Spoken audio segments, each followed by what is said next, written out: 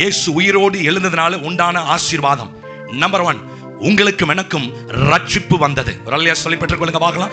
ரோமர் 10ஆம் அதிகாரம் 9-10 டிவிலே நீங்க போட்டீங்கன்னா நாங்க வாசிடுவோம், நாங்க பாத்துருவோம். என்னவென்றால் கர்த்தராகிய இயேசுவை நீ உன் வாயினாலே அறிக்கையிட்டு தேவன் அவரை மரித்தோரிலிருந்து எழுப்பினார் என்று உன் இருதயத்திலே விசுவாசித்தால் ரட்சிக்கப்படுவாய். நீதி உண்டாக இருதயத்திலே விசுவாசிக்கப்படும், ரட்சிப்பு உண்டாக வாயினாலே அறிக்கை பண்ணப்படும்.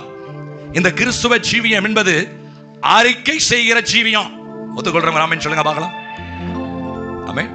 நிறைய வசனங்களை காமிக்க முடியும், இன்னொரு வசனத்தை காமிக்கிற போட வேண்டாம். 1 யோவான் சோத்திரம் 1 அதிகாரம் 8வது வசனம் 9வது வசனத்திலையும் இந்த வார்த்தை கொடுக்கப்பட்டிருக்கும். அறிக்கை நம்முடைய பாவங்களை நாம் அறிக்கையிட்டால் இந்த கிறிஸ்துவ ஜீவியம் என்பது ஒவ்வொரு நாளும் கழுவப்பட வேண்டியது. ஒத்துக்கொள்றவங்க ஆமென் சொல்லுங்க பார்க்கலாம். கிறிஸ்துவ ஜீவியம் என்பது ஒவ்வொரு நாளும் சுத்திகரிக்கப்பட வேண்டியது. சொல்லுங்க ஆமென் சொல்லுங்க பார்க்கலாம். இந்த கிறிஸ்துவ ஜீவியம் என்பது நம்மை நாமளே ஆண்டவருடைய சமூகத்தில் நிலைநிறுத்தி சீர்தூக்கி பார்க்கதான் ஆண்டவர் உங்களையும் என்னையும் அழைத்திருக்கிறார். வசனம் ஒரு கண்ணாடி, பரிசுத்த ஆவியானவர் ஒரு கண்ணாடி. ஹல்லேலூயா. அப்படினா அந்த வசனத்தை போட்டுங்க பிரதர். ரோமர் சோதரம் 10:9 தான் வைக்கிறோம். 9 சோதரம் ரோமர் 10:9. இப்ப ஆண்டவர் அழகாய் வெளிப்படுத்துகிறார்.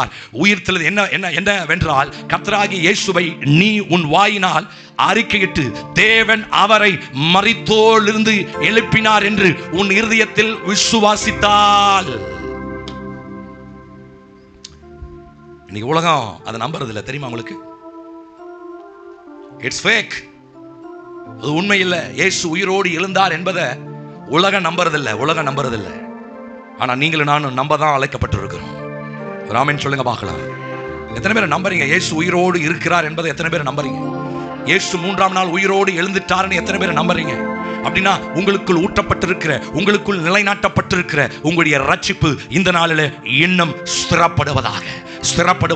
ஒருவேளை இன்னும் உங்க வாழ்க்கையை ஆண்டவருக்கு நீங்க தராம இருந்தா, இன்னும் நீங்க ரட்சிக்கப்படாம இருந்தா, இன்னும் நீங்க ஞானஸ்தானம் எடுக்காம இருந்தா, இன்னும் உங்க பழைய வாழ்க்கையில ஹல்லேலூயா நீங்க இருந்தா, ஆண்டவர் உங்களுக்கு இன்னைக்கு சபைக்கு சகோதரனே சகோதரியே, இன்னைக்கு ஆண்டவர் உனக்கு ஒரு வாய்ப்பை கொடுக்க விரும்புகிறார். உன் இருதயத்தில் நீ விசுவாசித்தா ரட்சிக்கப்படுவா.